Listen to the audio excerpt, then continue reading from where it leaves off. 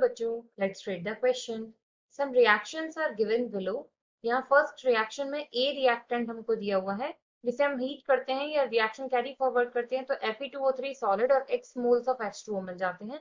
Second में zinc carbonate लिया है जो जिंक ऑक्साइड और बी प्रोडक्ट में कन्वर्ट हो जाता है। थर्ड में लिया गया है कैल्शियम कार्बोनेट और मैग्नीशियम कार्बोनेट का सॉल्ट सॉलिड में, तो हीट कराने पर सी डी और साथ में 2 मोल्स दे देता है CO2 के।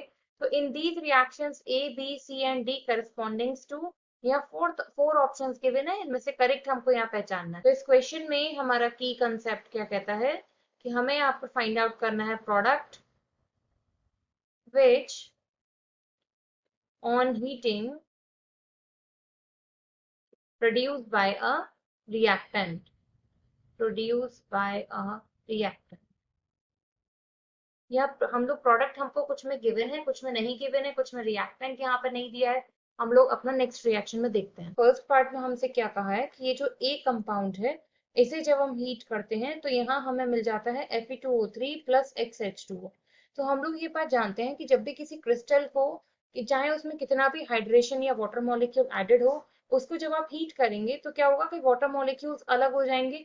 तो उस बेसिस पर हम यहाँ पहचान सकते हैं कि ये ए कंपाउंड हमारा यहाँ क्या रहा होगा, Fe2O3.XH2O। ये हमारा हाइड्रेटेड क्रिस्टल रहा होगा। सेकेंड की अगर हम बात करें, इसने हमसे बोला है कि जब जिंक कार्बोनेट को हम हीट करते हैं, जिंक कार्बोनेट सॉलिड को, तो हमको यहाँ से मिल जाता है जिंक ऑक्साइड सॉलिड प्लस यहाँ से ये बी प्रोडक्ट क्या मिलेगा। किसी भी मेटल कार्बोनेट को जब आप हीट करते हैं तो आपको उसके ऑक्साइड्स और कार्बन डाइऑक्साइड गैस मिल जाती है, तो यहाँ से आपको मिल जाएगा CO2 gas, B product. Third में आपसे बोला गया है कि जब कैल्शियम कार्बोनेट और मैग्नीशियम कार्बोनेट का सॉल्ट को, आप जब दोनों ही सॉलिड फॉर्म में हमको यहाँ गिवन है, तो इसे हीट करने पर हमको यहाँ मिलता है C+D+2 मोल्स ऑफ CO2।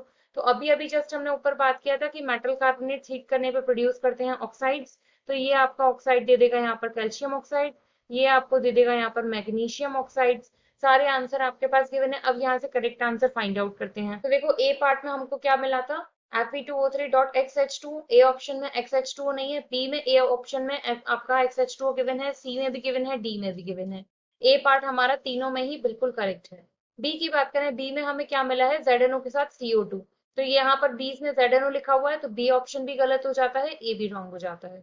अब बचा हमारे पास ये भी करेक्ट है, ये भी करेक्ट है। सी की बात करें, सी में हमको मिला है कैल्शियम ऑक्साइड, दोनों साइड बिल्कुल ठीक है, और डी में हमको मिला है मैग्नीशियम ऑक्साइड, ये भी बिल्कुल ठीक है।